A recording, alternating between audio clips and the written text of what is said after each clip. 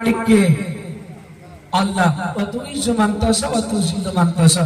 বান্দা মানুষ হওয়ার কিছু নাই, সম্মানের মালিক আল্লাহ, জিল্লতের মালিক আল্লাহ। যাকে চাই আমি আল্লাহ তাকে সম্মানিত করি, যাকে চাই তাকে আমরা জিল্লত করি। কারণ আমাদের জিন্দেগি আমাদেরকে গঠন করতে হবে ওইভাবে যেভাবে খোদা তোমাকে সম্মান দিবে। আমাকে ওইভাবে জিন্দেগি গঠন করতে হবে যেভাবে মানুষ তোমাকে সম্মানিত করবে।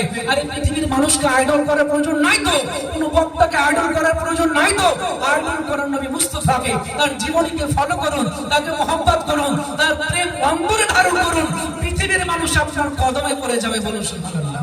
তার নিদর্শন কত দেখবেন, উড়াহার জমিনে শুয়ে আছেন, দেখেন না হুজুর আলিমুদ্দিন শাহ নকশবন্দি রহমাতুল্লাহ আলাইহি, যার কদমে এক নয় দুই নয়, আরে হাজার হাজার মানুষ যার কদমে ছুটে আসে। তিনি শুয়ে আছেন উড়াহারের সরজমিনে, আসে মানুষ দিল্লি থেকে, শুয়ে আছেন উড়াহারের সরজমিনে, আসেন মানুষ ব্যাঙ্গালোর থেকে, তিনি শুয়ে আছেন উড়াহারের সরজমিনে। যার জিয়ারতের জন্য পৃথিবীর আনাচে কানাচে বিভিন্ন জায়গা থেকে যার কদমে ছুটে আসে, কারণটা কি?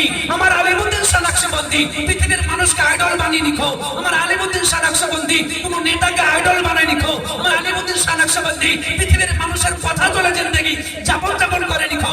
আমার নবী মুস্তাফার চরিত্রকে অবলম্বন করেছিল, নবী মুস্তাফার সুন্নাতকে মুখে আঁকড়ে ধরেছিল, নবী মুস্তাফার দিনকে ফলো করে চলেছিল, যার কারণে খোদা এত সম্মানিত করেছিল। আজ নয় তাই নয়, কিয়ামত পর্যন্ত যার কদমে মানুষ আসছে এবং কিয়ামত পর্যন্ত আসবে মানুষ সমান। এছাড়াও বিভিন্ন পৃথিবীতে আল্লাহর ওলিগণ আছে, এটাই তো নিদর্শন। আরে আল্লাহর ওলিগণ দেখবেন কেন? আজকে চেয়ারে বসেছেন কাকে? আমাকে চেয়ারে বসেছেন, কারণটা কেন? আমি যদি রাজমিস্ত্রি হতাম আমাকে দাওয়াত দিতেন না, আমি মাস্টার হলাম আমাকে দাওয়াত দিতেন না, আমি ডাক্তার হলাম আমাকে দাওয়াত দিতেন না। দাওয়াত দেওয়ার উদ্দেশ্য একটাই, আমি হলাম নবীর গোলাম, যার কারণে এই জায়গাতে বসিয়েছে। তো বোঝা গেল আরে নবী মুস্তাফা আল্লাহর প্যারা বান্দা হতে গেলে, মাকবুল বান্দা হতে গেলে পৃথিবীর মানুষকে ফলো করার প্রয়োজন নাই, টাকার ফেমাসিটি অর্জন করার তোমার কোনো প্রয়োজন নাই, টাকার গোলাম হওয়ার প্রয়োজন নাই। গোলাম হও একজন, যিনি আমার নবীর উম্মতুল আলামিন। বাপ উদ্দেশ্য একটা বলার, আমি যেই জায়গাটা আছি ওই জায়গাটা এমন একটা পরিস্থিতি যে জায়গাতে সুদে ভর্তি, যে জায়গাটা হিন্দু এলাকার মধ্যে, তো ওইখানকার মুসলমান আপনার পুরো 200 ঘর মুসলমান, তাদের কৃষ্টিকালচার চলাফেরা ইসলামের সুশিক্ষা না জানার কারণে, হিন্দুদের পরিবেশে থাকার কারণে তাদের শিক্ষা কৃষ্টি কালচার হিন্দুদের মতো। তারা বাস্তব জীবনে মূর্তি পূজা করত। কি করত? মূর্তি পূজা করত। তারা হিন্দুদের মূর্তি পূজাতে মানত করত। তাদের হিন্দুদের পূজাতে সবাই মিলে একসঙ্গে আনন্দ উৎসব করত। এরা ধর্ম ব্যাপারই বুঝে না, যে ধর্ম কি জিনিস, শিরক কি জিনিস, ইসলাম কি জিনিস, ইসলাম কাকে বলে, এই জিনিসটাই তারা জানে না। কিন্তু আলহামদুলিল্লাহ যে আমাদের ওরাহারের মানুষ, এই সমস্ত মুর্শিদাবাদের মানুষ, বিভিন্ন জায়গাতে মানুষকে ইসলাম সম্পর্কে বোঝাতে হয় না, ইসলাম সম্পর্কে বোঝাতে হয় না। তারা সবাই জানে যে ইসলাম মানে আল্লাহকে এক মানতে হবে, ইসলামের তাবেদার করা মানে নবী মুস্তাফার গোলামি করতে হবে, ইসলামকে প্রাধান্য দেওয়া মানে নামাজ পড়তে হবে, ইসলামকে প্রাধান্য মানে রোজা রাখতে হবে, ইসলামকে প্রাধান্য দেওয়া মানে আপনাকে হজ করতে হবে, যাকাত দিতে হবে, ইসলামের যাবতীয় বিধি বিধান আমাকে মানতে হবে। কিন্তু দুঃখ জানো সেখানকার মানুষ সেটাও বোঝে না, সেখানকার মানুষ সেটা বোঝে না। আমি 10 মাস আছি সেই জায়গায়, তো আল্লাহর রহমতে আমি যথেষ্ট চেষ্টা করে 10 মাসে মানুষকে বুঝিয়ে ইসলামটা কি জিনিস সেটা এতদিনে বোঝাচ্ছি, তার সব মানুষ এখনো বুঝতে পারেনি। কারণ আমার কথা হলো যে 1450 বছর পরে আমি ইসলাম সম্পর্কে কেন বোঝাতে হবে, ইসলামটা কি জিনিস এটা কেন বোঝাতে হবে? 1450 বছর পরে মানুষকে বোঝাবো কি? আমল সম্পর্কে বোঝাবো, ইবাদত সম্পর্কে বলবো, ইবাদত কি জিনিস, আমল কি জিনিস, নেক আমল কি জিনিস, তাসবিহ তাহলিল কি জিনিস, কি করলে জিন্দেগি রোশন হবে, কি করলে কবর আলোকিত হবে, কি করলে কবরটা সুন্দর হবে, এই নিয়ে আমার বক্তব্য হবে। কিন্তু আফসোসের বিষয় হলো ইসলাম সম্পর্কে বোঝে না। তো ইবাদত তো দূরের কথা, আপনাদের সম্মুখে খুতবার পরে আয়াতে কালিমা তেলাওয়াত করেছি, আল্লাযী খালাকাল মাউতা ওয়াল হায়াতা লিয়াবলুকুম আইয়ুকুম আহসানু আমালা। বলার উদ্দেশ্য একটাই, আল্লাহ রাব্বুল আলামিন আল কোরআন অটুট সংবিধান, যে কোরআন পাকের মধ্যে মহান রব্বুল আলামিন ঘোষণা করেছেন আল্লাযী খালাকাল মাউতা ওয়াল হায়াতা লিয়াবলুকুম। আল্লাহ এই পৃথিবীতে হায়াতের মালিক আল্লাহ, মওতের মালিক আল্লাহ। আল্লাহ হায়াত দিয়ে পৃথিবীতে আমাদেরকে পাঠিয়েছেন, মওত দিয়ে পৃথিবী থেকে বিদায় করে নেবেন। আল্লাহ রাব্বুল আলামিন, ও আল্লাহ, আপনি পৃথিবীতে হায়াত দিয়ে কেন পাঠালেন? যদি মওত দিয়ে নিয়ে নেবেন, জিন্দেগিতে মাস্তি মজা আনন্দ যদি নাই করতে দিবেন, আল্লাহ পাঠিয়েছো কেন? বলে বান্দা শোন, তোকে এজন্য পাঠিয়েছি যে আবলুকুম, তোমার পরীক্ষা নেওয়ার জন্য। আল্লাহ পরীক্ষা কি জিনিস? আবা তুমি তো পৃথিবীতে হায়াত দিয়ে পৃথিবীতে পাঠিয়েছো, জিন্দেগি শুরু করিয়েছো। এই জগতের মানুষ বলার উদ্দেশ্য একটাই, আল্লাহ রাব্বুল আলামিন পৃথিবীর বুকে আমাকে আপনাকে আশরাফুল মাখলুকাত করে পাঠিয়েছেন, তার উদ্দেশ্য একটাই, লি আবলুকুম। এ বান্দা তোমরা কি করো? লি আবুদুন। এ বান্দা কি করো? আমার নামাজ পড়ো, আমার গোলামি করো, আমার ইত্তেবা করো। আল্লাহ এই পৃথিবীতে ইবাদতের জন্য বানিয়েছো। আল্লাহ তুমি পৃথিবীতে আমল করার জন্য বানিয়েছো। তো কিভাবে আমল করব? ইবাদতটা বা কাকে বলে, বা আমলটাই বা কাকে বলে? আল্লাহ কি খলাকাল মাউত ওয়াল হায়াত, আল্লাহ রাব্বুল আলামিন সুস্পষ্ট জানিয়ে দিলেন। এই জগতের মানুষ শোনা রেখে দাও, কোরআন পাকের মধ্যে ঘোষণা, পৃথিবীতে জন্ম দিয়ে তোমাকে পৃথিবীতে হায়াত দিয়ে পাঠিয়েছি, সারা জীবনের জিন্দেগি তোমাকে দিব না, কিয়ামত পর্যন্ত বেঁচে থাকতে দিব না। তাই করো কি? পৃথিবীতে যাও, তোমার জন্য পরীক্ষা শুরু। আল্লাহ কি করব? লি আবলুকুম আইয়ুকুম আহসানু আমালা। এ বান্দা কি করো? নেক আমল করো। বলো সুবহানাল্লাহ। কি করো? নেক আমল করো। আইয়ুকুম আহসানু আমালা, তোমরা নেক আমল করো। আল্লাহ কি আমল করব? আমলটা কাকে বলে? আমল কি জিনিস? এটা তো আমরা বুঝি না। আল্লাহ ইবাদতটা বা কি জিনিস? আল্লাহ এক আয়াতে বললেন কি, যে খলাকতুল জিন্না ওয়াল ইনসা ইল্লা লিয়াবুদুন। আল্লাহ কি করো? বান্দা জিন ইনসানকে আমি বানিয়েছি একমাত্র ইবাদত করার জন্য। আল্লাহ ইবাদত কাকে বলে আমি তো জানি না। আর এক আয়াতে বলছে, আল্লাহ তোমার জন্য পরীক্ষা জিন্দেগিটা, যতদিন হায়াত দিয়েছি এই হায়াতটা তোমার বড় নিয়ামত। যতদিন জিন্দেগি দিয়েছি এই জিন্দেগিটা তোমার জন্য জীবনে ইম্পর্টেন্ট একটা নিয়ামত। পৃথিবী থেকে যতদিন সময় তোমার চলে যাচ্ছে, প্রত্যেকটা সময়ের বহুত দাম রয়েছে। এত কিমতি সময়, এ বান্দা সময় নষ্ট করো না, ইবাদতের মাধ্যমে অতিবাহিত করো। সময় নষ্ট করো না, আমলের মাধ্যমে অতিবাহিত করো। আল্লাহ আমলটা কি জিনিস? বলে শোন বান্দা, নবী মুস্তাফাকে ফলো কর, নবী মুস্তাফার দরবারে যা। আমল কাকে বলে জেনে নেবি, ইবাদত কাকে বলে জেনে নেবি। 1450 বছর আগে দয়ার নবী মুস্তাফাকে রহমাতুল লিল আলামিন করে পৃথিবীর জমিনে পাঠিয়েছেন। তাই নবী মুস্তাফার জিন্দেগি যদি ফলো করি, তো নবী মুস্তাফাকে ফলো করলে বোঝা যায় ইবাদত কাকে বলে। নবী মুস্তাফাকে জিজ্ঞাসা করলে বোঝা যায় যে আমল কাকে বলে। তো নবী মুস্তাফা সাল্লাল্লাহু তাআলা আলাইহি সাল্লামের সর্বপ্রথম জিন্দেগি আমাদেরকে ফলো করতে হবে, তাই তো নাকি? তাহলে ইবাদত কাকে বলে? ইবাদত তাকে বলে, নবী সাহাবী আরো ইয়া রাসূলুল্লাহ বললেন, নবী কো ইবাদত কি জিনিস আর আমল কি জিনিস? আমল করতে হবে, ইবাদত করতে হবে। কিন্তু বিশ্ব আজকে দুঃখজনক যে কিছু মানুষ পৃথিবীতে আছে, বা কিছু হুজুর আছে, কিছু দলও আছে, যারা মাত্র ইবাদতের উপরে তাগিদ দিয়ে কথা বলে কিন্তু আমলকে বাদ দিয়ে দেয়। কি দেয়? আমলকে বাদ দিয়ে দেয়। কারণটা কি? তো প্রথমে যে ইবাদত কাকে বলে, আমল কাকে বলে? রাসূল পাক সাল্লাল্লাহু আলাইহি ওয়াসাল্লাম উত্তর দিলেন, ইবাদত তাকে বলে যেটা সরাসরি আল্লাহ তার বান্দার উপরে লাগু করেছেন এবং হুকুমকে লাগু করেছেন, সেটা হলো ইবাদত। বলে কি ইবাদত? বলে আল্লাহ নামাজ পড়ার কথা বলেছে, ওয়াক্তুস সালাত, নামাজ কায়েম করো, এটা হলো ইবাদত। কত যাকাত দাও, এটা হলো ইবাদত। তোমরা হজ করো, এটা হলো ইবাদত। তোমরা যাকাত দাও, এটা হলো ইবাদত। তোমরা পৃথিবীতে নামাজ, রোজা, হজ, যাকাত বিভিন্ন যেগুলো আল্লাহ আদেশ করেছেন, আল্লাহর প্রত্যেকটা আদেশ মানার নাম হলো ইবাদত। আল্লাহকে মানতে গেলে ইবাদত করা লাগবে, নামাজ পড়া লাগবে, রোজা রাখতে হবে, হজ করতে হবে, যাকাত দিতে হবে, নেক আমল করতে হবে। আর নবী মুস্তাফা ওগো রহমাতুল লিল আলামিন, তো আমলটা কি জিনিস? আমল কাকে বলে? নবী মুস্তাফা সুন্দরভাবে হাদিস পাকের মধ্যে জানিয়ে দিলেন। এই বিশ্বের মুসলমান শুনে রেখে দাও, নবী মুস্তাফা আল্লাহর হুকুমে যেটা করেছেন সেটা হলো ইবাদত। নবী মুস্তাফা আল্লাহ যেটা ইবাদত সরাসরি হুকুম আমাদের বান্দার উপরে লাগু করেছেন, সেটা হলো ইবাদত। আর নবী মুস্তাফাকে পার্সোনাল মেসেজ দিয়ে নবী মুস্তাফা আল্লাহর হুকুমে পার্সোনাল ভাবে যে সমস্ত আমলগুলো করেছেন, এটা হলো আমাদের জন্য আমল। বলুন সুবহানাল্লাহ, সুবহানাল্লাহ, সুবহানাল্লাহ। বুঝতে পারলেন তো? নবী মুস্তাফাকে পার্সোনাল ভাবে আল্লাহ রাব্বুল আলামিন যে হুকুমগুলো দিয়েছেন, উনার 63 বছরের জিন্দেগিতে যা কিছু করেছে, এটা উম্মত হওয়ার কারণে আমাদের উপরে সেটা সুন্নাত হয়ে গেছে এবং আমল হয়ে গেছে। তো এখন ইবাদত, এখন আমল। কোন মানুষ যদি বলে সেটা ইবাদত করতে হবে, আমল করতে হবে না, তো ওই ব্যক্তির আকীদা ভুল আছে, জানতে হবে, ঈমানের খাতরা আছে, বুঝতে হবে। আর কোন মানুষ যদি বলে না না না শুধুমাত্র আমল করলেই হবে, ইবাদত করতে হবে না, সেটাও ভুল। জানতে হবে তার আকীদার ত্রুটি আছে। কারণ আমরা হলাম সুন্নি মুসলমান।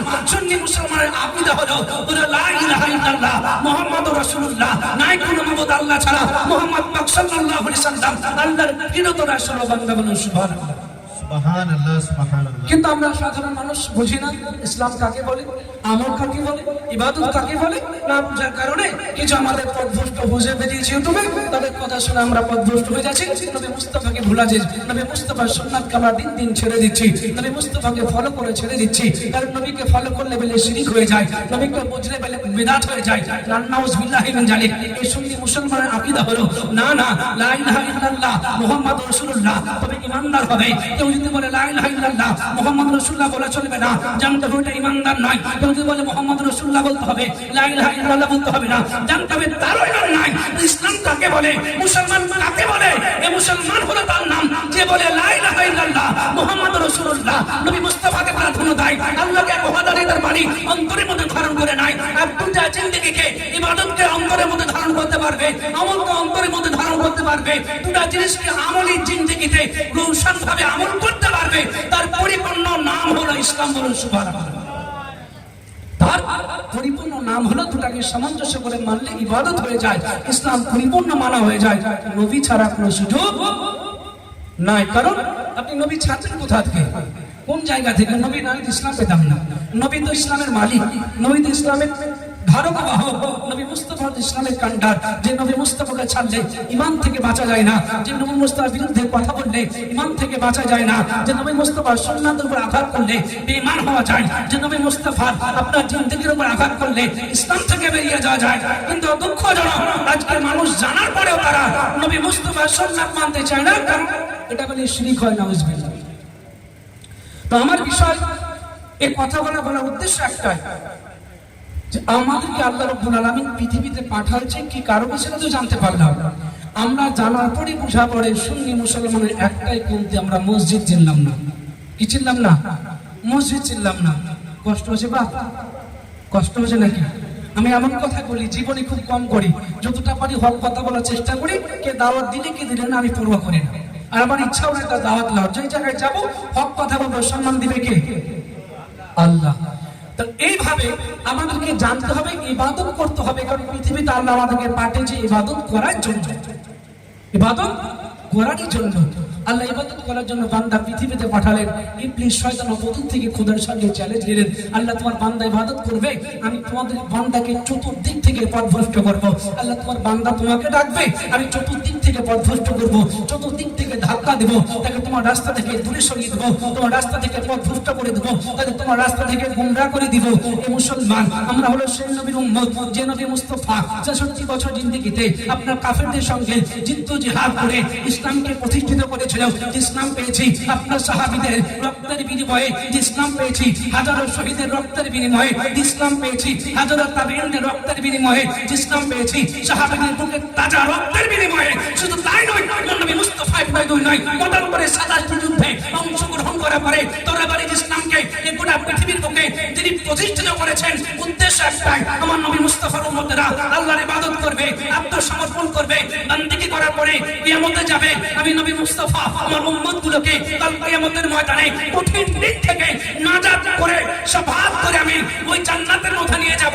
এই মুসলমান যদি জান্নাতি হতে চান, নবী মুস্তাফাকে খুশি করতে চান, নবী মুস্তাফার জিন্দেগি ধারণ করতে চান, তো ইবলিস শয়তানের বিপক্ষে চলতে হবে। আমি তো মুসলমান, আমাকে আল্লাহ জ্ঞান দিয়েছে, আমাকে তো বিবেক দিয়েছে, আমাকে তো বুঝতে হবে আল্লাহর ইবাদত যদি না করি আমি তো শয়তানের পাল্লায় চলে গেলাম। ইবাদত যদি ছেড়ে দিই তো শয়তানের রাস্তায় চলে গেলাম। তো কার সঙ্গে আপনি সাথী হলেন, কার সঙ্গে মহব্বতটা করলেন? খোদার সঙ্গে তো করলেন না, বললেন ইবলিস শয়তানের কারণে। কারণ কাল কিয়ামতের ময়দানে যখন তোলা হবে, ইন্না আউয়ালা মা ইউহাসিবু বিল আবদি ইয়াউমাল কিয়ামাহ সালাতুহু, সর্বপ্রথম যখন আপনাকে তোলা হবে মিজানের পাল্লায়, আপনার হিসাব না হবে নামাজের। বলুন সুবহানাল্লাহ। কথা বুঝতে পারছেন তো? বুঝতে পারছেন তো? হ্যাঁ হুদে আল্লাহ রাব্বুল আলামিন আকা মুস্তাফা নবী রহমাতুল লিল আলামিন হাদিস পাকের মধ্যে সুস্থ জানিয়ে দিলেন, এ পৃথিবীর মানুষ জেনে রেখে দাও, বুঝে রেখে দাও, আল্লাহ তাআলা আমাকে আপনাকে বানিয়েছে একমাত্র ইবাদত করার জন্য। ও আল্লাহ, ইবাদত কি জিনিস, ইবাদত কি জিনিস? আল্লাহ বলে বান্দা যা যা নামাজ পড়ে নে ইবাদত পূর্ণ হয়ে যাবে, যা যা রোজা রেখে নে ইবাদত পূর্ণ হয়ে যাবে। এই জগতের মুসলমান, আমার নবী মুস্তাফার বুকের রক্তের তাজার বিনিময়ে ইসলাম পেয়েছি বাবা। আমাদের জেনে রাখা দরকার, যে নবী মুস্তাফা উম্মতের জন্য 24 ঘন্টা কান্না করে, যে নবী মুস্তাফা উম্মতের নাজাতের জন্য কিয়ামত দিবসের মধ্যে কান্না করতে থাকবে মুসলমান। তারপরে আমাদের উদ্দেশ্যটা কি? নবী মুস্তাফার সফলতা অর্জন করা, নিজের জিন্দেগিকে রোশন করা, কবরকে আলোকিত করা। কবর যদি আলোকিত না করতে পারি, আমরা কবরে গিয়ে ফেসে যাব, কারণ আমরা শয়তানের অধিবাসী, শয়তানের সঙ্গসাথী হয়ে আমরা কিয়ামতের ময়দানে উঠব। এজন্য আল্লাহ মুসাল্লাহ নবী হাবিবুল্লাহ রাহমাতুল লিল আলামিন পৃথিবীর জমিনে জানিয়ে দিয়েছেন বান্দা যা কিছু করো না কেন, মরার পরে মিজানে তোলা হবে। মিজানে যেদিন তোলা হবে, সর্বপ্রথম তোমাকে তোমার নামাজের হিসাব নেওয়া হবে। কি হবে? প্রথম নামাজের হিসাব হবে। নামাজ ছাড়া কোনো সুযোগই নাই, নামাজ ছাড়া কোনো সুযোগই নাই। বাপ অন্তর থেকে বলছি, বাস্তব কথা বলছি, আপনারা সবাই নামাজ পড়েন তো? কে কে নামাজ পড়েন? হাত তোলেন তো, হাত তোলেন। একবার সত্য কথা বলেন, মিথ্যা করে হাত তুলবেন না, কিন্তু আল্লাহ দেখছে। মাত্র একজন, দুঃখজনক। এটা হলো ওই দরবার যে দরবারকে গোটা ভারতবর্ষের মানুষ চিনে। এটা হলো সেই দরবার যে দরবারকে পশ্চিম বাংলার মানুষ চিনে। এটা হলো সেই দরবার যে দরবারকে শুধু ভারতবর্ষ নয়, বাংলাদেশের মানুষ চিনে। এটা সেই দরবার, আর এই দরবারে সেই হালাত। দুঃখ লাগলো, আমরা মুসলমান তো এই জায়গায় কমতি, সুন্নি মুসলমান এটাই ঘাটতে, আমরা নামাজ পড়ি না। আরে সুন্নি মুসলমানের আকীদা তো শুদ্ধ, অবশ্যই শুদ্ধ আকীদা করতে হবে, তারপরে ইবাদত করতে হবে। আমি সারা জীবন ইবাদত করলাম, আকীদা সঠিক রাখলাম না, ওই ইবাদতের কোনো মূল্য নাই, ওই ইবাদতের কোনো মূল্য নাই। আবার আকীদা শুদ্ধ রাখলাম, ইবাদত করলাম না, ওই আকীদারও কোনো মূল্য নাই। কেন জানেন? আকীদা শুদ্ধ করতে হবে, ইবাদত করতে হবে। কারণ আমি সুন্নি মুসলমান, সবকিছু করলাম, কিন্তু নামাজ পড়লাম না, রোজা করলাম না, হজ করলাম না, জাকাত করলাম না, জাকাত দিলাম না, যাবত ইসলামের আইন আহকাম মানলাম না, কিছুই করলাম না, কবরে গিয়ে কি সব দিবেন? কি জবাবটা দিবেন? কিয়ামতের নামাজের প্রশ্ন প্রথম করা হবে।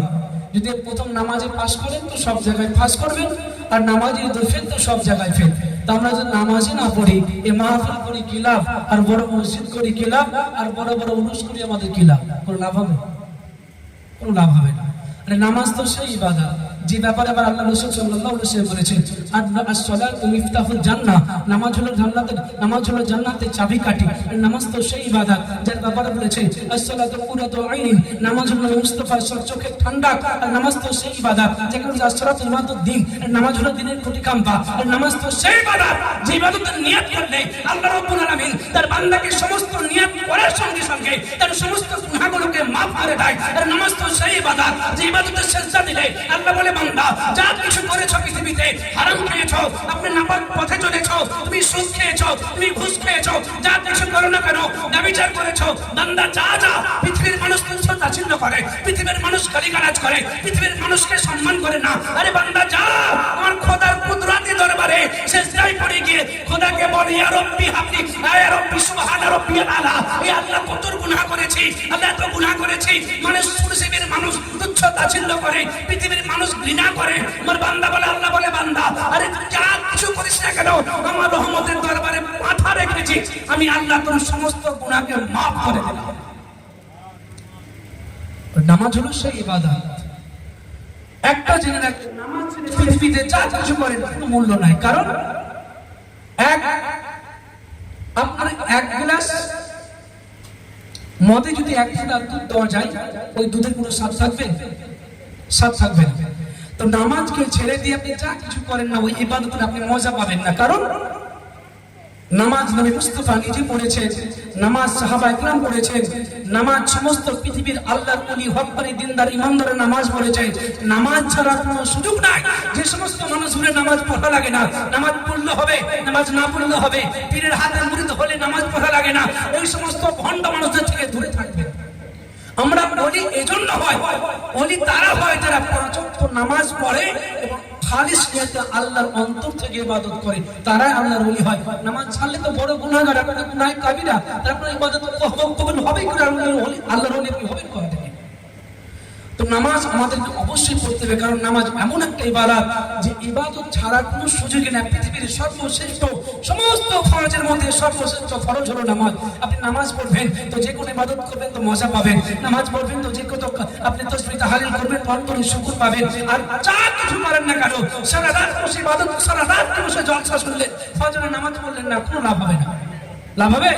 লাভ হবে না। নামাজ আমাদেরকে সকলকে নামাজ পড়তে হবে। নামাজ ওই ইবাদত যে ইবাদতের ব্যাপারে আল্লাহ রাসূল সাল্লাল্লাহু আলাইহি ওয়াসাল্লাম হাদিস পাকের মধ্যে বলেছেন যে নামাজ এমন একটা ইবাদত যে ইবাদত যদি মানুষ যদি নামাজের নিয়ত করে বাড়ি থেকে বের হয়, তো নামাজের নিয়ত করে বাড়ি থেকে বের হওয়ার সঙ্গে সঙ্গে একটা কদম ফেলা মাত্রই মানে আল্লাহ তার সমস্ত গুনাহকে মাফ করে দেয়, সমস্ত গুনাহ মাফ করে দেয়। এটা হলো নামাজের ফজিলত। এই মুসলমান আমাদেরকে আল্লাহ সুশ্রেষ্ঠ বানিয়েছে, আমাদেরকে আল্লাহ যথেষ্ট ভালো রেখেছে, আমাদেরকে আল্লাহ ওলি ভক্ত বানিয়েছে, আমাদেরকে আল্লাহ সুন্নি মুসলমান বানিয়েছে, আমাদেরকে আল্লাহ সাহাবীদের প্রেমিক বানিয়েছে, আমাদেরকে আল্লাহ রব্বুল আলামিন সঠিক আকীদার অন্তর্ভুক্ত করেছে। কারণ পৃথিবীতে অনেক মুসলমান আছে পাঁচ ওয়াক্ত নামাজ পড়ে, আকীদা ঠিক নাই। পৃথিবীতে অনেক মানুষ আছে যারা পাঁচ ওয়াক্ত অনেক ইবাদত করে কিন্তু তাদের আকীদা ঠিক নাই। আফসোস হলো যে আমরা অবশ্যই আকীদা সঠিক, আহলে সুন্নাত ওয়াল জামাতের মানুষের আকীদা সঠিক, কিন্তু নামাজ যদি না থাকে সঠিক আকীদা নিয়ে আমি কি করব? কাজ হবে? কাজ হবে না। আমি চাকরি নিলাম টাকার ঘুষ দিয়ে, কিন্তু আমার শিক্ষা ভিতরে নাই, শিক্ষকতার যোগ্যতা চলবে? চলবে না। কারণ ভিতরে শিক্ষা আগে লাগবে, পরে চাকরি, আগে শিক্ষা। এই জন্য আমাদেরকে শিক্ষা করতে হবে, তারপরে ইবাদতও করতে হবে। কারণ শিক্ষার বহুত মূল্য রয়েছে। কারণ শিক্ষা যদি না করি, এটা তো শিক্ষা। এই জালসা মাহফিল করার উদ্দেশ্য রাখি আজকাল যে আমরা মেন উদ্দেশ্য হবে আমাদের শিক্ষা। কারণ এই যে মাহফিলটা করেছেন, এই মাহফিল থেকে যদি আমরা শিক্ষা না নিতে পারি তো জানতে মাহফিলটা ব্যর্থ। কি মাহফিল পড়ায় ব্যর্থ, কোনো লাভ নাই।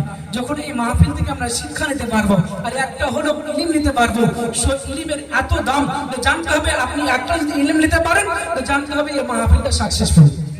কারণ এই মাহফিল করার উদ্দেশ্য হলো মানুষকে হিদায়াতের পথে আহ্বান করা। এই মাহফিল করার উদ্দেশ্য হলো মানুষকে ইবাদতের দিকে ডাকা। এই মাহফিল করার উদ্দেশ্য হলো মানুষকে আপনার সৎ কথা বলা, আপনার সৎ উপদেশ দেওয়া, আল্লাহর ওলিদের সম্মান বর্ণনা করা। আল্লাহর ওলিদের সম্মান বর্ণনা করতে হবে, তাদের জীবনীকে ফলো করতে হবে, নবী মুস্তাফার সিরাতকে ফলো করতে হবে, সাহাবীদের জিন্দেগিকে ফলো করতে হবে। কারণ তাদের জিন্দেগি ফলো না করলে, নবী মুস্তাফার জিন্দেগি ফলো না করলে, ওলি আউলিয়াদের জিন্দেগি ফলো না করলে আমাদের জিন্দেগি কোনোদিন সুন্দর হতে পারে না। জিন্দেগি কোনোদিন সুন্দর হবে না। কারণ সুন্দর হওয়ার যিনি মেন গুরু তিনি হলেন আমার নবী মুস্তাফা। ওই নবী মুস্তাফাকে যারা ফলো করেছেন, ওই নবী মুস্তাফাকে যারা মেনেছেন, ওই মুস্তাফার জিন্দেগি যারা বাস্তবে রূপান্তরিত করতে পেরেছে, তারা পৃথিবীতে সাকসেসফুল হয়ে আল্লাহর ওলি হয়ে গেছেন। তাই আমরা এমন বান্দা, আমরা এমন মানুষ, আমরা এমন নসিবালা মানুষ যে আল্লাহ রাব্বুল আলামিন আমাদেরকে নিদর্শন হিসাবে সাবধানতার সহিত আল্লাহ আমাদেরকে হুঁশিয়ার করেছেন যে জোড়াহাটের মানুষেরা দেখ আল্লাহর ওলি তোদের জমিনে শুয়ে আছে, তাকে ফলো কর। তার জিন্দেগি কি ছিল পড়, তার জিন্দেগির ব্যাপারে জান, তার জিন্দেগিকে ফলো কর। তিনি জিন্দেগি কেমন কাটিয়েছিল, কেমন ইবাদত করেছিল, কেমন রাত দিনে খোদাকে দেখেছিল, যার কারণে নিদর্শন হিসাবে আল্লাহর ওলির বেলায়েতের সম্রাট বানিয়ে, আল্লাহর ওলি বানিয়ে বেলায়েতের ক্ষমতা দিয়ে ওরা হারের সাধ্যমে নিয়ে বসে রেখেছি।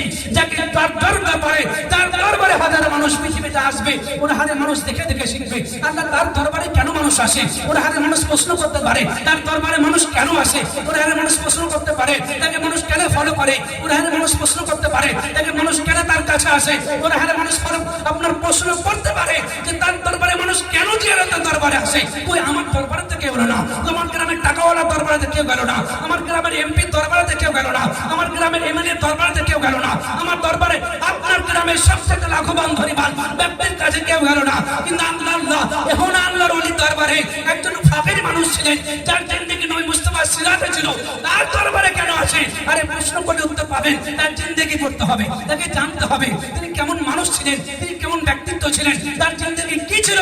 আরে তাকে যদি বুঝে নিতে পারেন, তার জিন্দেগি বাস্তবে রূপান্তরিত করতে বলেন পারেন, তো আমার মতো মোল্লার কথা শোনার প্রয়োজন নাই, আপনার জিন্দেগি নিজেই গঠন করতে পারবেন। কথা বুঝতে পারছেন তো? কথা বোঝা যাচ্ছে?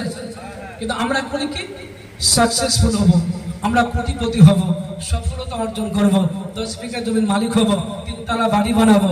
এই টাকা টাকার পিছনে ছুটতে ছুটতে ছুটতে টাকা এমন ভাবে ক্লান্ত করে ফেলেছে যে আমরা টাকার কাছে হার মেনে গিয়েছি। জানার পরে, নবী মুস্তাফার সিরাত পাওয়ার পরে, আল কোরআন পাওয়ার পরে, নবী মুস্তাফার হাদিস পাওয়ার পরে আমরা টাকার পিছনে ছুটতে ছুটতে কোটিপতি হওয়ার স্বপ্ন দেখতে দেখতে জিন্দগি শেষ। জিন্দগি শেষ।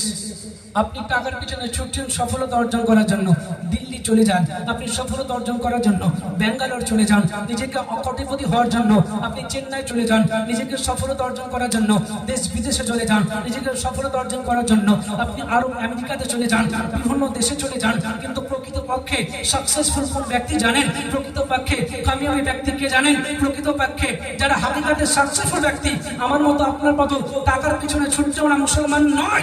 সাকসেসফুল তারাই হলো পাঁচ ওয়াক্ত নামাজ মসজিদে আজান দেয়, হাইয়ানাস সালাহ হাইয়ানাল ফালাহ। এই আমার পোড়াহারে মানুষেরা, আসো সফলতার দিকে এসো, কল্যাণের দিকে এসো, নামাজের দিকে এসো। আমার কথায় কান যায় না। পাঁচ ওয়াক্ত নামাজে 10 বার অর্জন আহ্বান করে, আমার কথায় কান যায় না। আমার সফলতা অর্জন করার জন্য পোড়াহারে মসজিদ রয়েছে, আমি যেতে পারলাম না, চলে গেলাম ব্যাঙ্গালোরে। আমি সফলতা অর্জন করার জন্য পোড়াহারে মাদ্রাসা রয়েছে, যাওয়ার সময় হলো না, চলে গেলাম চেন্নাইয়ে। সফলতা অর্জন করার জন্য আমার পোড়াহারে সার্জমিন রয়েছে, আমার যাওয়ার সময় হলো না, আমি চলে গেলাম দিল্লিতে। আরে মুসলমান, এটার নাম সফলতা অর্জন নয়। কোটি কোটি টাকার ইনকাম করার নাম সফলতা অর্জন নয়। ব্যাঙ্গালোর যাওয়ার নাম সফলতা অর্জন করার নাম। 10 বিঘা জমি কেনার নাম সফলতা অর্জন করার নাম। অর্জন করা নয় আপনার 3 তলা বাড়ি করার নাম সফলতা অর্জন করা নয়। আপনার কোটি কোটি টাকার মালিক হওয়ার নাম সফলতা অর্জন করা নয়। সফলতা হলো প্রকৃতপক্ষে দুই ব্যক্তিত্ব। সফলতা তাকেই বলে পৃথিবীর জমিনে আল্লাহর আইন হাকামকে মেনে নামাজ রোজা হক পথে চলার পরে, নেক তসবিহ হালাল করার পরে, নবী মুস্তাফা আশিক ও মাহবুব হয়ে বেলায়েতের সম্রাট হওয়ার পরে, আল্লাহ রাব্বুল আলামিনের প্রিয়তম মুহাব্বিব বান্দা হওয়ার পরে, পরিপূর্ণ ঈমান নিয়ে যারা কবরে যেতে পারে তারাই হলো সাকসেসফুল ব্যক্তি। বলুন সুবহানাল্লাহ। সুবহানাল্লাহ। আরে সাকসেসফুল হতে গেলে, কামিয়াবি হতে গেলে দেশ বিদেশে যাওয়া লাগে না। ওরাহারের মসজিদটাই যথেষ্ট। কি গো, বুঝতে পারছেন তো? ওরাহারের মাদ্রাসাটাই যথেষ্ট, ওরাহারের দরবারটাই যথেষ্ট। আমরা দরবার ছিলাম না, মসজিদ ছিলাম না, মাদ্রাসা ছিলাম না, টাকার পিছনে ছুটতে ছুটতে ইবাদত করার সময় পেলে না। ফেরেশতা এক সময় আসবে, হঠাৎ করে মুখে লাথি মেরে জানটা নিয়ে চলে যাবে। কষ্টে যাওয়া কি? কবরে গিয়ে প্রশ্ন করা হবে, কি হবে? কবরে চলে যাবে। আল্লাহ রাব্বুল আলামিন কুরআন পাকের মধ্যে জানিয়ে দিয়েছেন, কুল্লু নাফসিন যায়িকাতুল মাউত। প্রত্যেকটা ব্যক্তিকে মওতের, প্রত্যেকটা নাফসের মওতের স্বাদ চাখতে হবে। ও মুসলমান, আমাদেরকে জেনে রাখা দরকার, বুঝে রাখা দরকার। আর পৃথিবীর মুসলমান, আল্লাহ রাব্বুল আলামিন যে সমস্ত আইন ও হুকুম চাপিয়েছে আমাদের মধ্যে, মানলাম না, ইন্তেকাল করার কবরে চলে গেলাম। কবরে চলে যাওয়ার পরে প্রথম রাত্রিটা কেমন হয়? কবরে চলে যাওয়ার পরে প্রথম দৃশ্যটা কেমন হয়? যদি মুসলমান জানতাম, যদি ভাবতাম আমরা কেউ গুনাহ করতাম না। ও মুসলমান, যান চলে যান হযরত দাউদ পয়গম্বরের কাছে, চলে যান ঈসা পয়গম্বরের কাছে। ও মুসলমান, ঈসা পয়গম্বর এমন একজন আল্লাহর রাসূল, এমন একজন আল্লাহর পয়গম্বর, এমন একজন আল্লাহর প্রিয়ত দূত, যে নবীর কাছে যাওয়া হলে আমরা জানতে পারবো মওত কি জিনিস। আজকে আমরা মওতকে ভয় পাই না। আমরা মওতকে ভয় পাই না। মওত থেকে আমরা এতটা দূরে সরে গেছি। মওতকে যদি ভয় পেতাম, আমরা ইবাদত থেকে দূরে সরতে পারতাম না। আমরা তো সেই নবীর উম্মত, যে নবীর উম্মতকে আল্লাহ আশরাফুল মাখলুকাত হিসেবে আপনার বিবেচিত করেছে। আমরা তো সেই নবীর উম্মত, যে নবীর উম্মত জান্নাতে প্রথম প্রবেশ করবে। আমরা তো সেই নবীর উম্মত, যে নবী একটা উম্মতকে দেখে জান্নাতে প্রবেশ করবে না। মুসলমান, আমরা তো সেই নবীর উম্মত, যে নবী পৃথিবীতে আসার পরে শুরুতে কান্না করে বলেছিল, ইয়া রাব্বি হাবলি উম্মতি। শুধু তাই নয়, কিয়ামতের ওই কঠিন দিনে নবী মুস্তাফা পড়ে কান্না করবে আর বলে, ইয়া রাব্বি হাবলি উম্মতি, আল্লাহ আমার কিছু চাই না, আমার সমস্ত উম্মতগুলোকে তুমি জান্নাতে দিয়ে দাও। সুবহানাল্লাহ। আমার সমস্ত উম্মতগুলোকে জান্নাতে দিয়ে দাও। আমরা সেই নবীর উম্মত। আজকে আমার নবী মুস্তাফা সাল্লাল্লাহু আলাইহি সাল্লাম দিনকে তো ফলো করি না, বরঞ্চ মওত থেকে আমরা গাফিলত হয়ে গেছি, এমন দূরে সরে গেছি। মওত কি জিনিস, মরলে কি হবে, তার ভয়ভীতি অন্তর থেকে চলে গেছে। তার জন্য তো মানুষ হারামে পতিত হয়ে গেছে, তার জন্য তো মানুষ ব্যভিচারে লিপ্ত হয়ে গেছে। মওতের ভয় জবে থেকে চলে গেছে, মানুষ জেনায় লিপ্ত হয়ে গেছে। মানুষের ভয়, মওতের ভয় যখন থেকে চলে গেছে, মানুষ হারাম করিতে লিপ্ত হয়ে গেছে। মানুষের মওতের ভয় যখন থেকে চলে গেছে, আমাদের মধ্যে ঈমান আমল চলে গেছে। ঈমান যদি সঠিক থাকতো, মওতের ভয় যদি সঠিক থাকতো, আমরা কোনোদিন আমরা খারাপ কাজে যেতে পারতাম না। আরে মওতটা কি জিনিস? জান্নাত ঈসা পয়গম্বরের কাছে, জান্নাত দাউদ পয়গম্বরের কাছে আল্লাহ রাসূল সাল্লাল্লাহু আলাইহি ওয়াসাল্লাম বললেন, হে আমার উম্মতরা শোনো, তোমরা অন্তত পৃথিবীতে বেঁচে থাকা অবস্থায় প্রত্যেকদিন না হলে একবার মওতকে স্মরণ করো, একবার মওতকে ফলো করো, রাতে শুয়ে শুয়ে চিন্তা করো, বান্দা তোমার কি হবে? তোমাকে কিয়ামতে তোলানো হবে, তোমার জান্নাত চড়া হিসাব না হবে, তোমার হিসাব না হবে, তোমাকে কবরে রাখা হবে। তুমি মারা গেলে, তুমি কবরে চলে গেলে, কবরে যাওয়ার পরে কবরের রাত্রিটা কেমন হবে তোমাকে প্রশ্ন করা হবে। বড় বড় ফারিস্তা আসবে, যার চোখ গলা ভয়ঙ্কর হবে, আপনার ফারিস্তা আসবে, যার মাথাটা ভয়ঙ্কর হবে, আপনার ফারিস্তা আসবে, যার রূহটা জিসিমটা এতটা ভয়ানক হবে, তুমি কিভাবে কাটাবে সেই মুহূর্তটা? নবী মুস্তাফা বলে, বান্দারে মওতকে ভয় কর আর আল্লাহর মওতকে স্মরণ কর। কারণ মওতকে স্মরণ কি করা লাগবে, কেমন ভাবে করতে হবে? আমরা তো সাধারণ মানুষ, আমরা তো মওতকে কতটা করা উচিত? ঈসা পয়গম্বর কাছে চলে যান, ঈসা পয়গম্বরকে জিজ্ঞেস করা হলো, আল্লাহ হুজুর আপনি মওতকে কিভাবে ভয় করেন, মওতকে কিভাবে স্মরণ করেন? তো সুবহানাল্লাহ, কিতাব সাক্ষী দেয় ঈসা পয়গম্বর আল্লাহর প্রিয় রাসূল, আল্লাহর দূত, আল্লাহর পয়গম্বর, এমন একজন নবী যার জান্নাতের ভয় নাই, যার জাহান্নামের ভয় নাই, যাকে আল্লাহ রাব্বুল আলামিন নিষ্পাপ মাসুম হিসেবে বানিয়েছেন। ওই ঈসা পয়গম্বরের কিতাব পড়তে গেলে, আমরা পড়তে গেলে দেখতে পাওয়া যায় ঈসা পয়গম্বর মওতকে যখন স্মরণ করতেন, আল্লাহ আল্লাহ তার চোখ থেকে পানি নয় বরঞ্চ রক্ত বের হতো। বলুন সুবহানাল্লাহ। কি বের হতো? রক্ত বের হতো। তো একজন পয়গম্বরের অবস্থা যদি এমন হয়, মরণকে স্মরণ করে চোখ দিয়ে পানি নয় রক্ত বের হতো, তাহলে কিভাবে মরণকে ভয় করতো? আমরা চিন্তা করেন, নবী যদি মওতকে ভয় করে, চোখ দিয়ে রক্ত বের হয়ে যায়, মুসলমান আমাকে আপনাকে কিভাবে জিন্দেগি যাপন করা উচিত? আমাকে আপনাকে কিভাবে মরণকে ভয় করা উচিত? জান্নাত চলে যান না দাউদ পয়গম্বরের কাছে। দাউদ পয়গম্বরকে জিজ্ঞাসা করা হলো, হুজুরের কিতাব পড়তে পড়তে যখন দাউদ পয়গম্বরের জীবনী পড়তে পাওয়া যায়, তো সুবহানাল্লাহ দাউদ পয়গম্বরের কথা আসলো।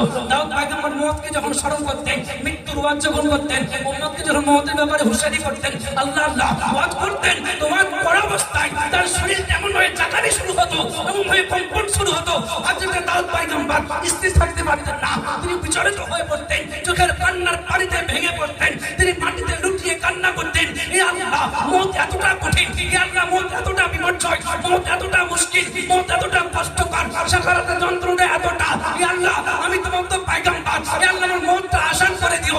সুবহানাল্লাহ। তারপরে যখন কিতাব পড়তে গেলে পাওয়া যায় হযরত দাউদ পয়গম্বর যখন আপনার মওতকে স্মরণ করতেন, তার জানটা পৃথিবীতে লুটিয়ে দিতেন, কিন্তু যখন তিনি আল্লাহর রহমতের কথা বর্ণনা করতেন, তিনি এতটা খুশি হতেন, আল্লাহ এতটা মওতের ভয়ঙ্কর তথ্য দিলেন, আমরা পড়তে পড়তে কলজা কেঁপে গেল।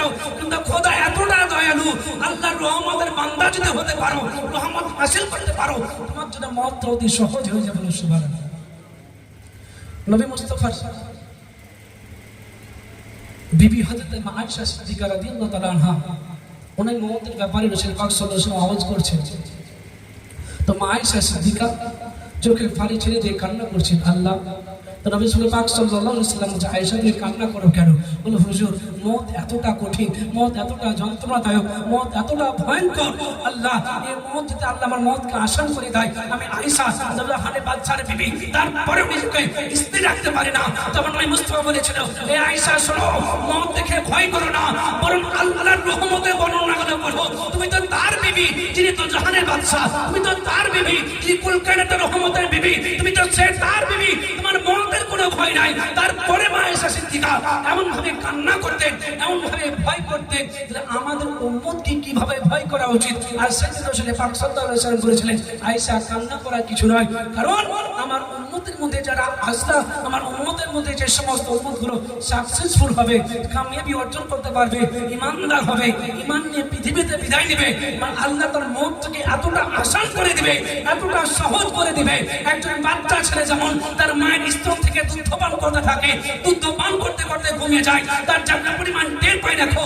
তো সুবহানাল্লাহ, আমার উম্মত যারা হবে, আশিকানে মুস্তাফা যারা হবে, নবী মুস্তাফার আশিক যারা হবে, ঈমানদার যারা হবে, তাদের মওতটা আল্লাহ রাব্বুল আলামিন হাদিয়া স্বরূপ তাদেরকে মওতটা এতটা সহজ করে দিবে, রাসূল পাক সাল্লাল্লাহু আলাইহি ওয়াসাল্লামের নূরানি চেহারা দেখতে দেখতে মওতটা হয়ে যাবে, তো যাত্রা পরিমাণ টের পাবে না। বলো সুবহানাল্লাহ। এটা হলো রাসূল পাক সাল্লাল্লাহু আলাইহি ওয়াসাল্লামের উম্মত হওয়ার কারণে আমাদের ওয়াফাত। তাহলে আমাদেরকে বুঝতে হবে, আমাদেরকে মরতে হবে, এই জিন্দেগি সারা জীবনের নয়, ক্ষণস্থায়ী জিন্দেগি বাপ। আমাদেরকে অবশ্যই ইবাদত বান্দি করে জিন্দেগি অতিবাহিত করতে হবে।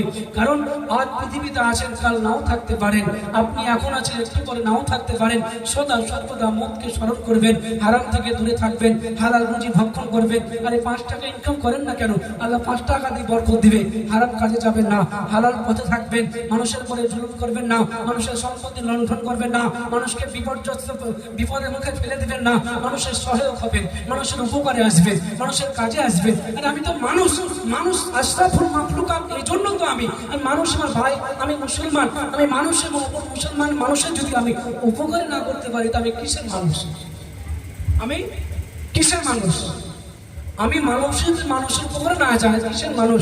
আজকে আমরা মুসলমান না বুঝার কারণে ফিতনা ফাসাদে জড়িয়ে যাচ্ছি, না বুঝার কারণে এক কাঠা জমির জন্য মারামারি করছি, 1 শতক জমির জন্য ভাইকে ভাই হত্যা করে দিচ্ছি, 1 শতক জমির জন্য আমরা বোনকে হত্যা করে দিচ্ছি। আমরা এগুলো বুঝে না, কারণ এই পৃথিবীটা তো ক্ষণস্থায়ী রে বাপ।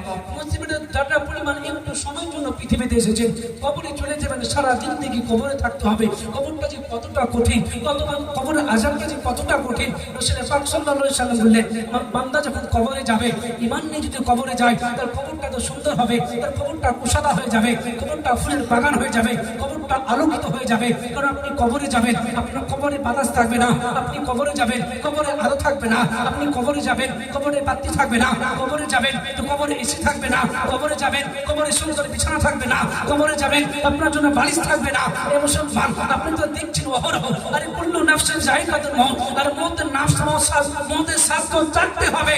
যদি মানুষকে আল্লাহ রাব্বুল আলামিন একসঙ্গে মৃত্যু দিত, আমরা এমন তো মৃত্যুকে ভয় করি না, আমরা আরোই ভয় করতাম না। আর মৃত্যুটা আল্লাহ রাসূল সাল্লাল্লাহু আলাইহি সাল্লাম বলেছে, আমার উম্মতের জন্য মৃত্যুটা কঠিন নয়, বরং মুমিনদের জন্য মৃত্যুটা হলো হাদিয়া। বলুন সুবহানাল্লাহ।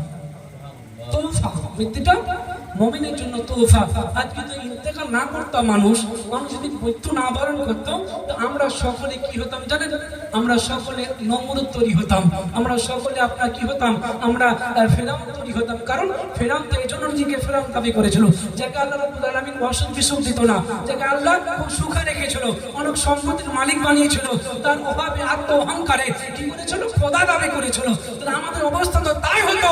এই জন্য আল্লাহ রাব্বুল আলামিন আমাদেরকে ইন্তেকাল দিয়েছেন, আমাদেরকে মৃত্যু দিয়েছেন। কারণ মৃত্যুর পরে তো জিন্দেগি, মৃত্যুর পরে তো আপনার জন্য আমার জন্য সুখবর, মৃত্যুর পরে তো আমার জন্য আপনার জন্য সুসংবাদ। পৃথিবীতে বাপ কিছু নাই, আর দুনিয়া মসজিদুল মুমিনিন ওয়া জান্নাতুল কাফিরিন। দুনিয়া হলো মুমিনদের জন্য ভয়খানা, দুনিয়া হলো মুমিনদের জন্য জেলখানা, আর কাফিরদের জন্য হলো আরামের জায়গা। ও মুসলমান, শিক্ষা নেওয়া উচিত, হাদিস থেকে বোঝা উচিত যে আমরা করছিটা কি, আমাদের করণীয়টা কি, আমাদের করতে হবেটা কি, আমরা করছিটা কি। আরে কবর চলে যাবেন, কবরে কি সঙ্গে সাথী যাবে না? কবরে চলে যাবেন, আপনার নেতা আপনার কবরে যাবে না। কবরে চলে যাবেন তো কবরে আপনার আমল আপনাকে বাঁচাবে। কবরে চলে যাবেন, নবী মুস্তাফা আপনাকে বাঁচাবে। কবরে চলে যাবেন, আপনার নামাজ আপনাকে বাঁচাবে। কবরে চলে যাবেন, ইবাদত আপনাকে বাঁচাবে। কবরে চলে যাবেন, আপনার আমল তাসবিহ তাহলিল আপনার জন্য আপনার ঢাল শুরু দাঁড়িয়ে যাবে।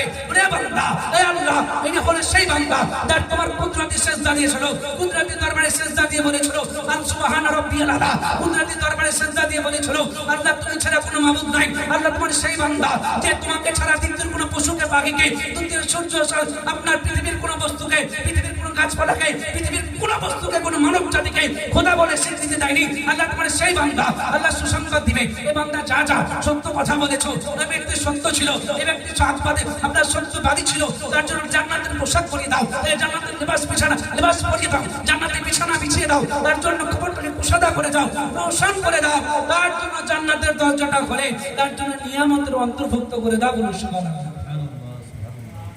কথা বুঝতে পারছেন তো? কথা বুঝতে পারছেন?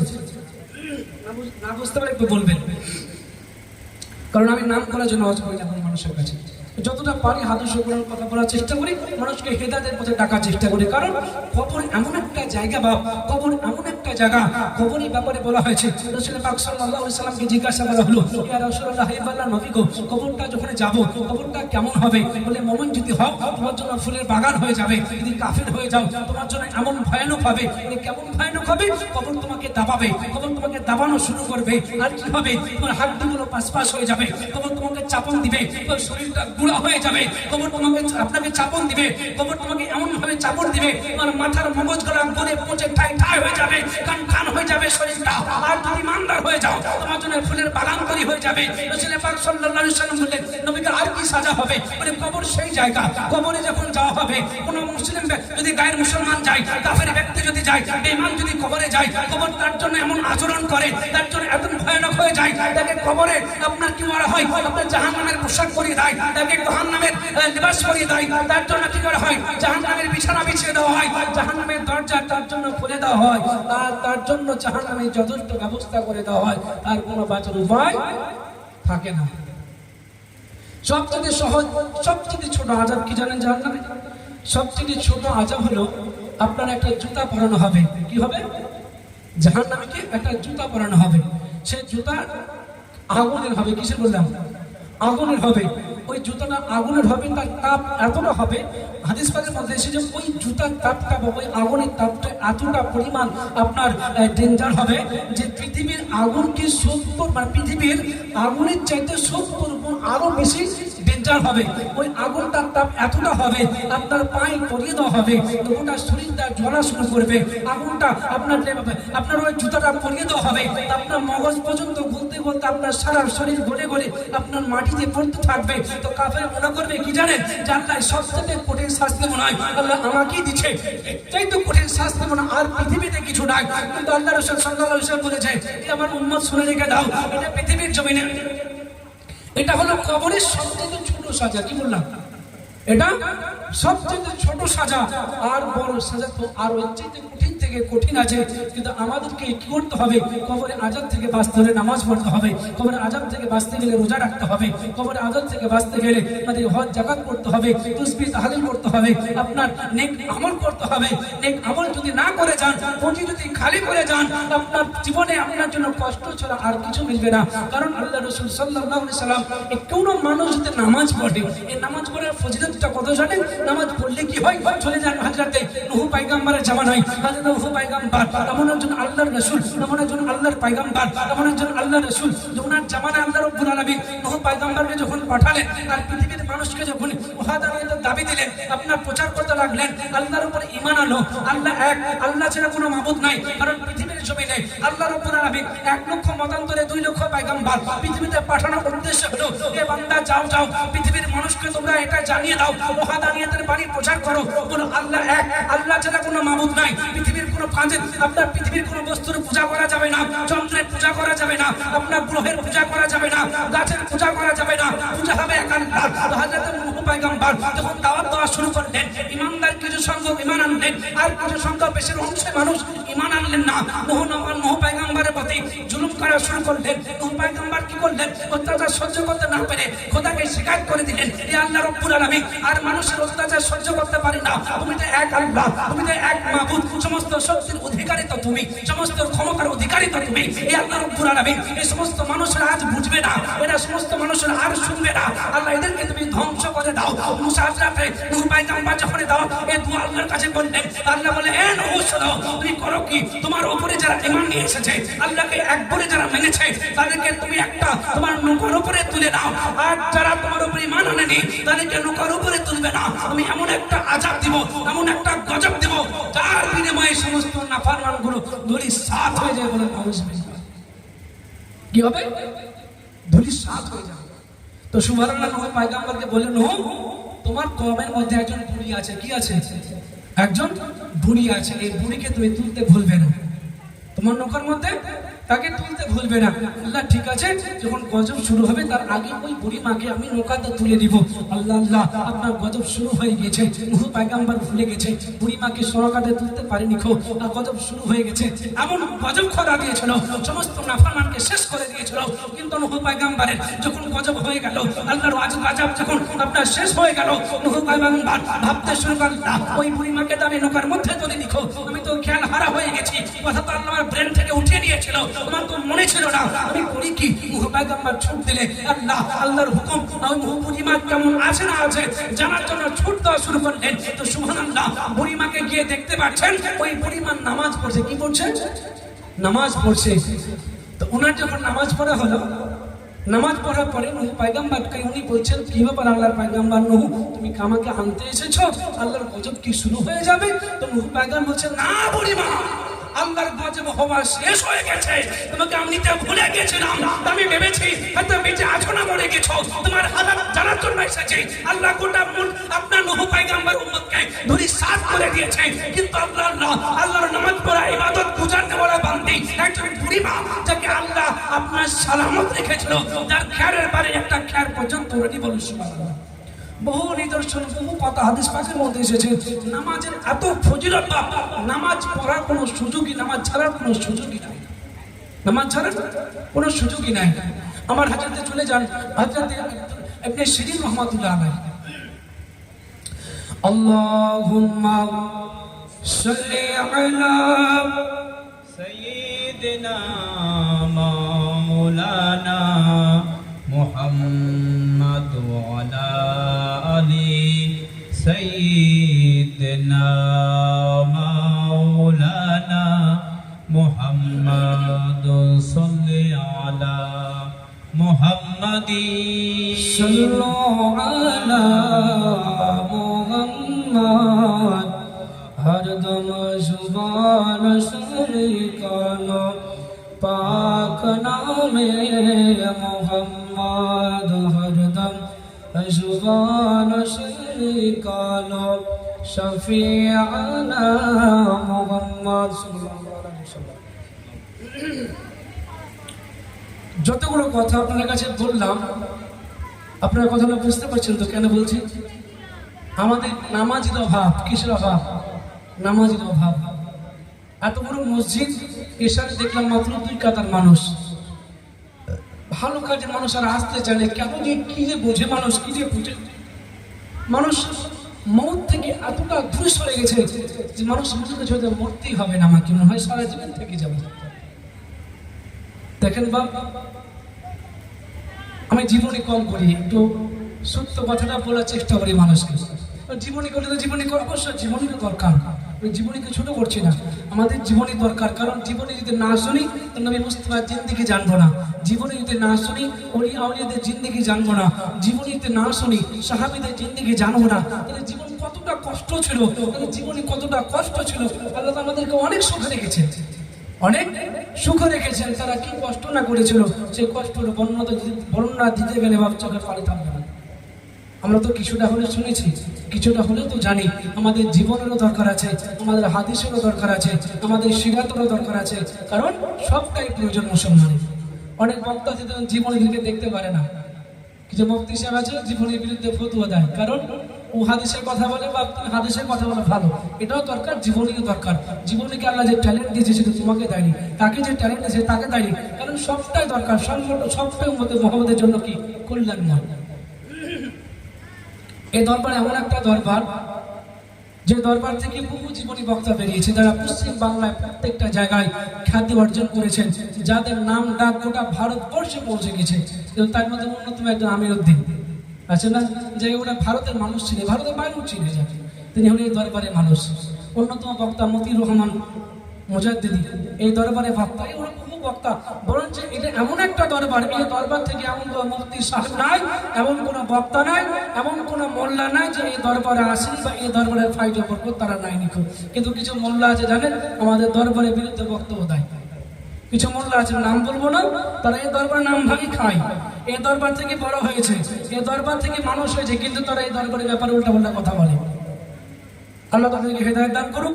কারণ আল্লাহ রাব্বুল আলামিন এই দরবারের সম্মান এত দিয়েছে, এত দিয়েছে। আরে তোমার মতো মোল্লা বিরোধিতা করলে হবে কি? তুমি একটা বিরুদ্ধে কথা বলবা তো 10টা মানুষ তার পক্ষে আসবে, কারণ হক সবাই মানবে, সত্য সত্য থাকবে, সত্য কোনোদিন মিথ্যা হবে না।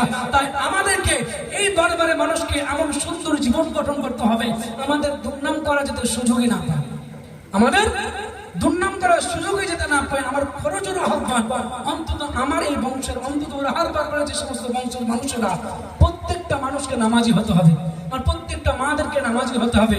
কারণ নামাজ ছাড়া যাবে না, নামাজ যদি না ছেড়ে দিই আমরা, আমাদের সবটা নাকাম হবে। নামাজ যদি ছেড়ে দিই আমরা সম্মানিত হতে পারবো না। কারণ আল্লাহ যে নিয়ামত আমাদেরকে দিয়েছে, এই নিয়ামতকে স্মরণ করে প্রত্যেকটা মানুষকে নামাজ পড়তে হবে। আর নামাজ এমন একটা ইবাদত, বা নামাজ যদি না পড়ি আমাদের জিন্দগিটা বেকার, জিন্দগি বেকার, কাজ আসবে না।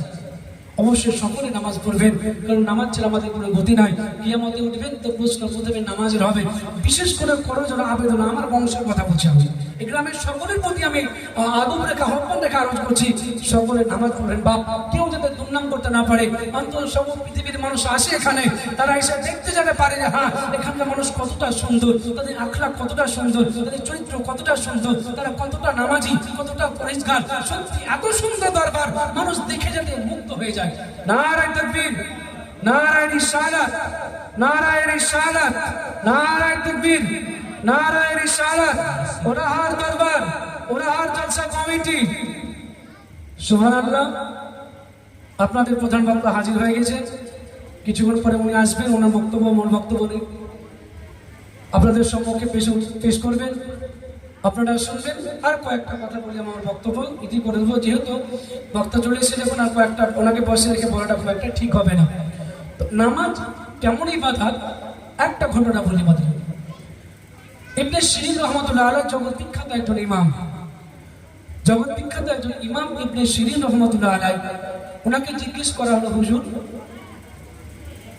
আপনাকে কাল কিয়ামতের ময়দানে যখন তোলা হবে, তো আল্লাহ রাব্বুল আলামিন আপনাকে একদিকে 2 রাকাত নফল নামাজ, অপরদিকে জান্নাত, একদিকে 2 রাকাত নফল নামাজ আর অপরদিকে জান্নাতটা যখন রেখে দেওয়া হবে, আর শিরিন তোমাকে জিজ্ঞাসা করা হবে, ইবনে শিরিন তুমি কোনটা নিতে চাও, তুমি নামাজটা নিতে চাও নাকি তুমি জান্নাতটা নিতে চাও?